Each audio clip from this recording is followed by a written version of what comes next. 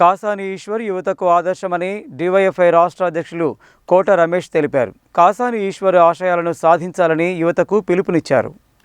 గురువారం ఈశ్వర్ 14వ వర్ధంతి సందర్భంగా తిప్పర్తి మండల కేంద్రంలోని ఆయన స్మారక స్తూపం వద్ద ఆయన చిత్రపటానికి పూలమాలలు వేసి ఘనంగా జోహార్లు అర్పించారు. ఈ సందర్భంగా డివైఎఫ్ఐ రాష్ట్ర అధ్యక్షులు కోట రమేష్ మాట్లాడుతూ విద్యార్థి యువజన సమస్యలపై పోరాడుతున్న ఈశ్వర్ను కాంగ్రెస్ గుండాలు 2010 సంవత్సరంలో అతి కిరాతకంగా అంతమొందించారని తెలిపారు.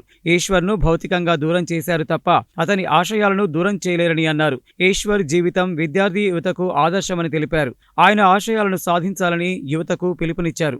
ఈ కార్యక్రమంలో ఈశ్వర్ తల్లిదండ్రులు కాసాని సత్తయ్య, మంగమ్మ, డివైఎఫ్ఐ జిల్లా కార్యదర్శి మల్లం మహేష్, మండల కార్యదర్శి పోకల శశిధర్, జిల్లా సహాయ కార్యదర్శి వడ్డగాని మహేష్, జిల్లా కమిటీ సభ్యులు అలిశెట్టి కిరణ్, మహేష్, పరుశరాములు, అశోక్ రెడ్డి, రాము, కృష్ణ, భాస్కర్ తదితరులు పాల్గొన్నారు.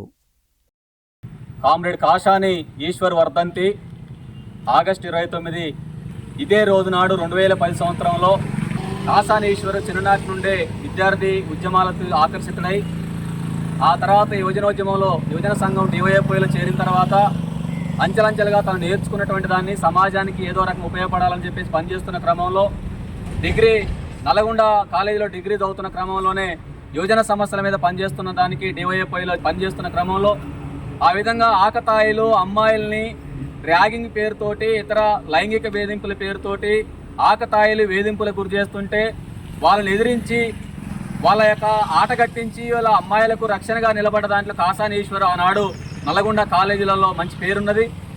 దాంతోపాటు ఈ ప్రాంతంలో విద్యార్థి సమస్యలు కావచ్చు, ఈ యువజన సమస్యలు కావచ్చు, ఇతర అన్ని వర్గాల ప్రజల సమస్యల మీద పనిచేస్తూ చిన్న వయసులోనే మంచి పేరు ప్రతిష్టలు తెచ్చుకున్నటువంటి వ్యక్తిగా కామ్రేడ్ ఈశ్వర్ ఉన్నాడు.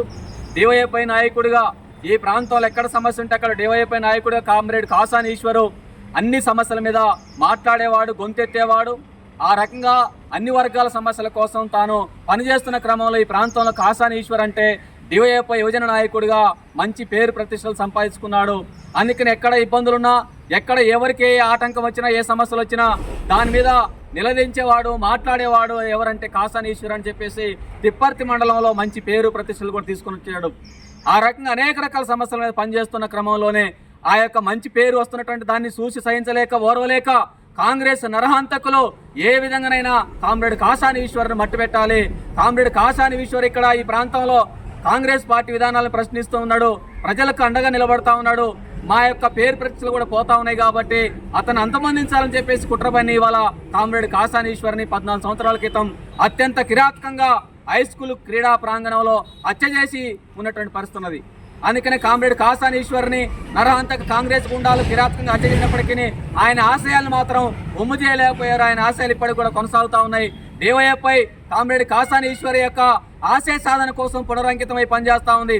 తిప్పర్తి మండలంలో కానీ, నల్గొండ నియోజకవర్గంలో కానీ, నల్గొండ జిల్లాలో కాసాని ఈశ్వర్ యొక్క ఆశయ సాధన కోసం డివైఎఫ్ఐ పనిచేస్తూ ఉంది.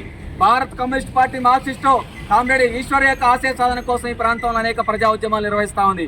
అందుకని ఎన్ని ఆటంకాలు వచ్చినా, ఇబ్బందులు వచ్చినా, హత్యలు చేసినా కామ్రేడ్ ఈశ్వర్ని భౌతికంగా లేకుండా చేసిన డివైఎఫ్ఐ అచంచలంగా ముందుకు పోతా ఉంది.